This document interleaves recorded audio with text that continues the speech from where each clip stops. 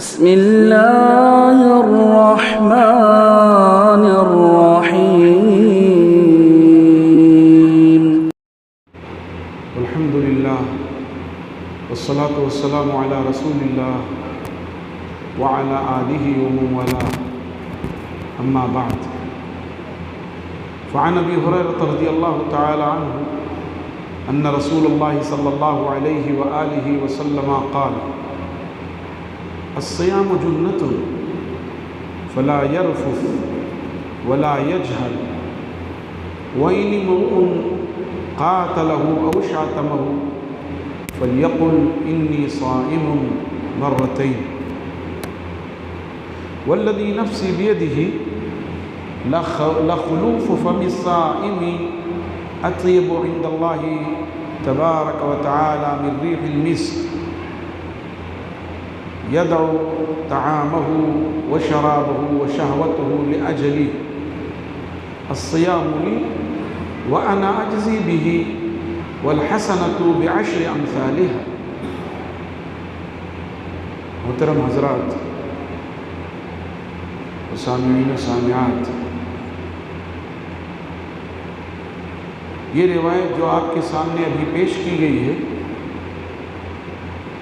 سیدنا ابو ہریرہ رضی اللہ تعالیٰ عنہ سے مروی ہے، جو حدیث شریف کے سب سے بڑے راوی ہیں اور جن سے 5374 روایتیں مروی ہیں۔ وہ کہتے ہیں کہ جناب محمد رسول اللہ صلی اللہ علیہ وآلہ وسلم نے ارشاد فرمایا کہ صوم ڈھال ہے، سپر ہے، جیسے ڈھال سے مجاہد اپنے آپ کو بچاتا ہے، تیروں سے، تلواروں سے، نیزوں سے بچاتا ہے، ایسے ہی یہ صوم جو ہے وہ انسان کو اللہ کی نافرمانی سے بچاتا ہے، اس کی سرکشی سے بچاتا ہے، شہوانی خواہشات سے بچاتا ہے، جہنم سے بچاتا ہے۔ الصیام جنۃ، یہ صوم جو ہے، روزہ جو ہے، یہ ڈھال ہے۔ فلا یرفث ولا یجہل، لہذا صائم کی ذمہ داری ہے کہ وہ بیجا ہنسی مذاق نہ کرے، زبان سے لغو باتیں نہ نکالے، جھوٹ نہ بولے، جہالت کی باتیں نہ کرے، جہالت والے کام نہ کرے۔ فلا یرفث ولا یجہل، وَإِنِ امْرُؤٌ قَاتَلَهُ أَوْ شَاتَمَهُ، اور اگر کوئی سامنے والا، کوئی بھی شخص اس سے لڑائی جھگڑا کرنے لگے یا اس کو گالی گلوچ بکنے لگے، تو وہ جھگڑے کا جواب جھگڑے سے نہ دے، گالی کا جواب گالی سے نہ دے، بلکہ وہ کیا کہہ دے؟ انی صائم، دیکھو بھائی میں صوم سے ہوں، میں روزے سے ہوں، اور اس کو ایک مرتبہ نہیں 2 مرتبہ تاکید کرے، اس کو سمجھائے کہ میں حالت صوم میں ہوں، لہذا میں تمہارے جھگڑے کا جواب نہیں دے سکتا۔ صوم میں نہ ہوتا تو تمہارے جھگڑے کا جواب دے سکتا تھا۔ اسلام نے اس کی اجازت دی ہے کہ اگر کوئی کسی پر بلا وجہ ظلم کرے، کوئی کسی کو بلا وجہ ستائے، تو اس کے مقدار وہ جواب دے سکتا ہے، لیکن حالت صوم میں اس سے منع کیا گیا کہ نہیں، صوم کی حالت میں اس کے جھگڑے کا جواب جھگڑے سے مت دو، اس کی گالی کا جواب گالی سے مت دو، اور یہ کہہ دو کہ میں صوم میں ہوں۔ اور پھر صائم کی فضیلت اللہ کے رسول صلی اللہ علیہ وسلم نے بیان فرمائی، قسم ہے اس ذات کی جس کے ہاتھ میں میری جان ہے، والذی نفسی بیدی، لخلوف فم الصائم، کہ معدہ خالی ہونے کی وجہ سے صائم کے منہ سے جو بو نکلتی ہے وہ اللہ تعالیٰ کے نزدیک مشک کی خوشبو سے بھی زیادہ عزیز تر ہے، مشک کی خوشبو سے بھی زیادہ عزیز تر ہے اللہ تعالیٰ کے نزدیک۔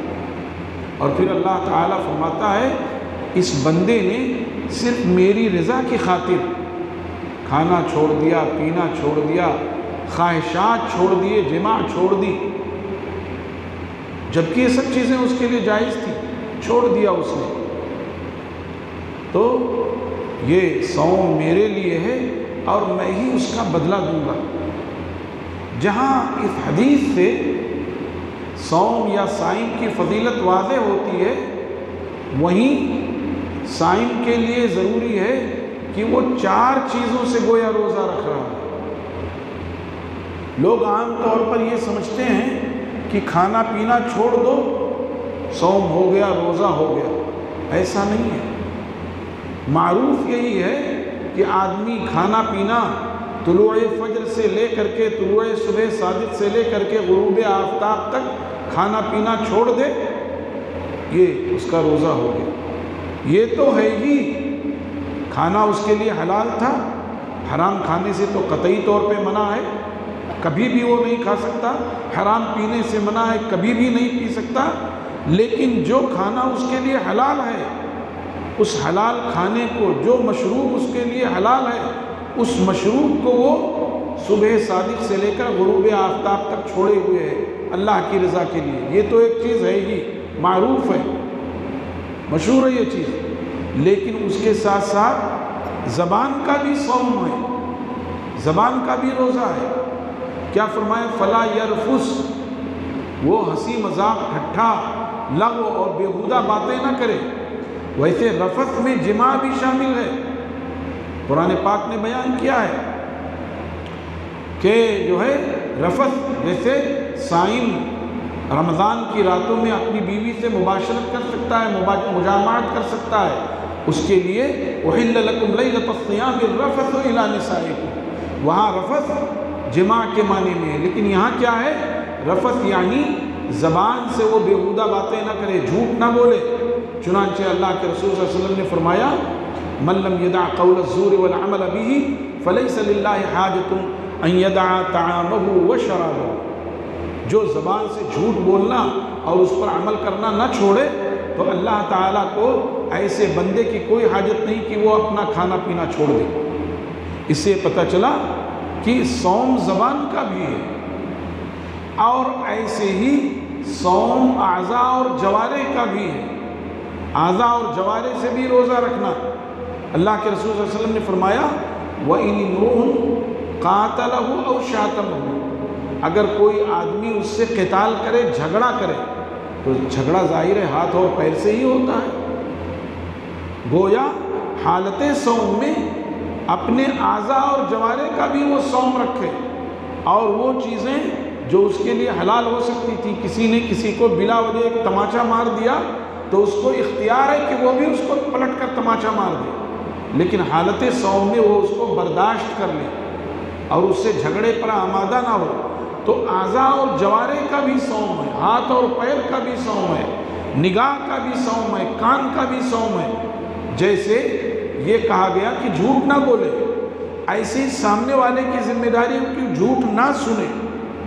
ہمارے معاشرے میں جو جھوٹ رائج ہے یا غیبت رائج ہے، اس میں ایک بڑی وجہ یہ بھی ہے کہ سامنے والا غیبت کر رہا ہے اور ہم بڑے شوق اور دلچسپی سے اس کی غیبت سنتے ہیں۔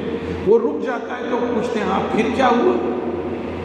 تو گویا غیبت کرنے والے کو ہم حوصلہ دے رہے ہیں، بڑھاوا دے رہے ہیں۔ ایسے جھوٹ بولنے والا جھوٹ بول رہا ہے، اگر ہم اس کی بات نہ سنیں، جواب دے دیں اس کو، تو دھیرے دھیرے ممکن ہے کنٹرول ہو جائے، لیکن ہم اس کی بات سنتے ہیں۔ تو اعضاء اور جوارح کا بھی صوم ہے، یہ تیسری چیز ہوئی۔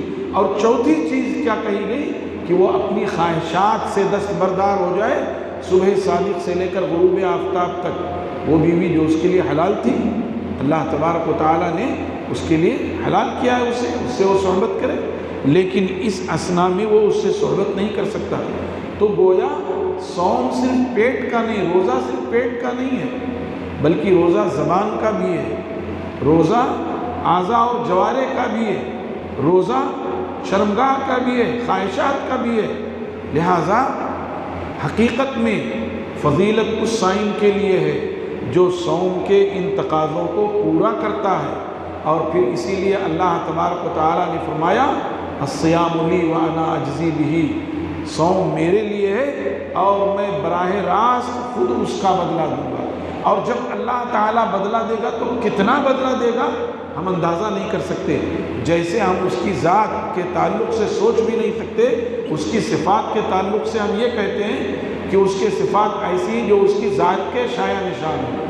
ایسے ہی وہ صائم کو اگر وہ صوم کے تقاضوں کو پورا کرتا ہے تو وہ اس کو کتنا بدلہ دے گا، ہم اس کی حد بندی نہیں کر سکتے۔ اللہ تعالیٰ، اللہ کے رسول صلی اللہ علیہ وسلم نے فرما دیا وَالْحَسَنَةُ بِعَشْرِ أَمْثَالِهَا، یہ ہے کہ نیکی کا بدلہ 10 سے شروع ہوتا ہے، لیکن کتنا اللہ تعالیٰ اس کو دے دے اس کی حد بندی نہیں کر سکتے۔ اللہ تعالیٰ سے دعا ہے کہ اللہ تعالیٰ ہمیں صوم کے تقاضوں کو پورا کرنے کی توفیق عطا فرمائے، پیٹ کے ساتھ ساتھ زبان، اعضاء و جوارح اور خواہشات کے صوم کی تکمیل عطا فرمائے۔ اللہ تبارک و تعالی ہمارے عبادتوں کو، ہمارے صوم کو، ہمارے قیام کو قبول فرمائے، اور صائمین کے لیے اللہ تعالیٰ نے جو فضیلت رکھی ہے اللہ تعالیٰ ہم سب کے لیے، ہمارے تمام حاضرین کے لیے وہ فضیلت لکھ دے۔ سبحان ربک رب العزت عما یصفون وسلام علی المرسلین والحمد للہ رب العالمین، وصلی اللہ وسلم وبارک علی نبینا محمد وعلی آلہ وصحبہ اجمعین، والسلام علیکم ورحمۃ اللہ وبرکاتہ۔